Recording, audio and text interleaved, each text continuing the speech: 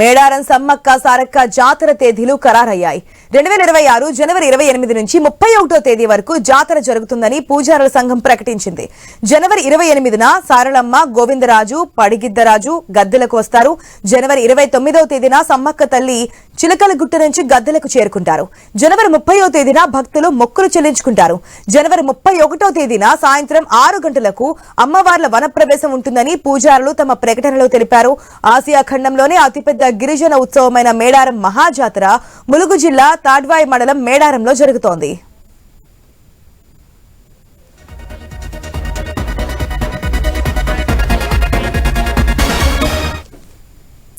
ఇదైతే సమ్మక్క సారక్క జాతర తేదీలను ఖరారు చేసినట్టుగా తెలుస్తోంది. దీనికి సంబంధించిన అప్డేట్స్ మా ప్రతినిధి ప్రశాంత్ ద్వారా తెలుసుకుందాం. ప్రశాంత్, ఎంతో వైభవంగా జరిగేటువంటి ఒక జాతర అని చెప్పొచ్చు. సమ్మక్క సారక్క జాతరకు సంబంధించి తేదీలు కూడా ఖరారు చేసినట్టు తెలుస్తోంది. డీటెయిల్స్ ఏంటి?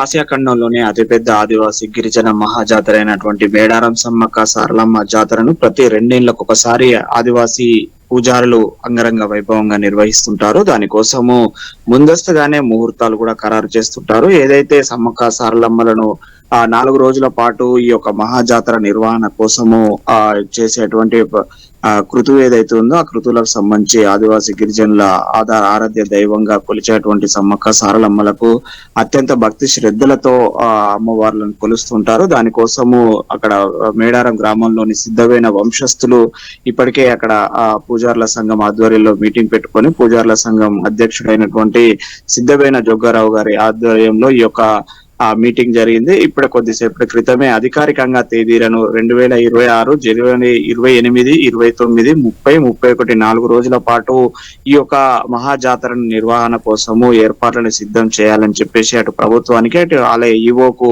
అధికారికంగా ఆ ప్రకటన విడుదల చేశారు. ఈ యొక్క ప్రకటనను ప్రభుత్వము గుర్తించి ముందస్తు ఏర్పాట్లు చేసే అవకాశం ఉంటుంది ప్రతిసారి. దీనికోసం అయితే 6 నెలల ముందుగానే అధికారులకు సిద్ధమైన వంశస్థులు కావచ్చు, అటు ఆదివాసీ సాంప్రదాయబద్ధంగా జరిగేటువంటి మహాజాతర కోసము అన్ని ఏర్పాట్లు సిద్ధం చేయాలని ప్రభుత్వానికి అక్కడి పూజారులు విన్నవించుకున్న పరిస్థితి మనకు కొద్దిసేపటి క్రితమే తెలుస్తుంది. మొత్తానికైతే గత మహాజాతరలో జరిగిన లోపాలను సరిదిద్దుకొని వచ్చే మహాజాతర కోసం అయితే కొన్ని శాశ్వత నిర్మాణాలతో పాటు అక్కడ భక్తులకు అటు పుణ్య స్నానాలు కావచ్చు, అక్కడ భక్తుల క్యూ లైన్ల విషయంలో కావచ్చు, భక్తులకు అక్కడ మంచినీటి సౌకర్యంతో పాటు అక్కడికి వచ్చి 2 రోజుల పాటు 4 రోజుల పాటు ఉండే భక్తులకు సకల సౌకర్యాలు కల్పించే విధంగా ఏర్పాట్లు చేయాలని చెప్పేసి ఈ యొక్క పూజారుల సంఘం అయితే కోరడం జరిగింది. ఈ యొక్క 4 రోజుల పాటు అయితే అత్యంత వైభవంగా జరిగేటువంటి ఈ యొక్క మహాజాతరకైతే సుమారుగా 2 కోట్లకు పైగా జనాలు హాజరవుతుంటారు. దీనికోసము రాష్ట్ర ప్రభుత్వం అయితే పెద్ద ఎత్తున ఏర్పాట్లు కూడా చేస్తుంది. ఈ యొక్క మహామేడారం జాతరను గత సంవత్సరం కేంద్ర ప్రభుత్వం కూడా జాతీయ హోదా ఇచ్చి కొంత బడ్జెట్ ను కూడా కేటాయించింది. అయితే జాతీయ పండుగ గుర్తించాలనే ఒక డిమాండ్ కూడా ఉన్న నేపథ్యంలో అయితే ఇప్పుడు ఇటు రాష్ట్ర ప్రభుత్వం ఈసారి కూడా కేంద్ర ప్రభుత్వానికి సిఫారసు చేసే అవకాశం ఉంది. అయితే గత సంవత్సరం బడ్జెట్ ఇచ్చిన నేపథ్యంలో కేంద్ర ప్రభుత్వం ఈసారి ఎలాంటి స్పందనతో ఉంటుందనేది అయితే రాష్ట్ర ప్రభుత్వం చేసేటువంటి నిర్వహణ పైన ఆధారపడి ఉంటుంది. అయితే గత